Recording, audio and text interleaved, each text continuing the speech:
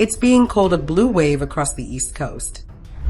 Voters from Virginia to New York, New Jersey to California delivered sweeping victories for Democrats, which is now seen as a powerful sign of public discontent with President Donald Trump nearly a year into his second term.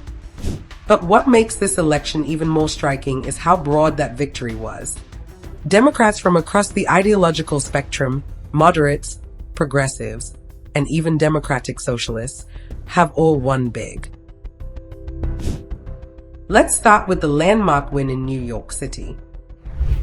Democratic Socialist Zohran Mamdani pulled off a stunning win, not just once, but twice, defeating former Governor Andrew Cuomo in both the Democratic primary and again in the general election, where Cuomo ran as an independent backed by Donald Trump. Mamdani's victory makes him one of the most prominent left-wing figures in the country right now. For Mamdani, the stakes are high. If he delivers on his affordability and reform promises, he could turn New York City into a national blueprint for progressive governance. If not, critics warn he could become a cautionary tale for progressives as the 2028 presidential primary approaches. Then there's Virginia. Former Congresswoman Abigail Spanberger, a moderate and a former CIA officer, has now made history as the first woman ever elected governor of Virginia. Her win wasn't close. Spanberger's performance was the strongest Democratic showing in recent state history. In Loudoun County, a key suburban battleground, she won over 64% of the vote, outperforming Kamala Harris's 2024 numbers by 8 points. CNN's exit polls found that Spanberger dominated among households with federal workers, 61% support compared to 52% among non-federal households, a likely reflection of frustration over Trump's policies targeting the federal workforce. Her margins were so large that they helped Democratic Attorney General candidate Jay Jones win.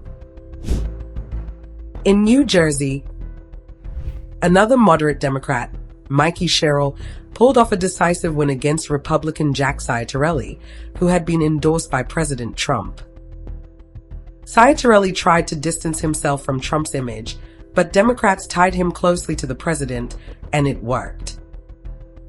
Her victory is being seen as one of the clearest signs yet of growing anti-Trump sentiment among suburban and minority voters. Meanwhile, in California, Governor Gavin Newsom scored a major win of his own. Voters approved Proposition 50, officially called the Election Rigging Response Act. The measure will scrap existing congressional maps and redraw them to give Democrats 5 more favorable districts in next year's House elections.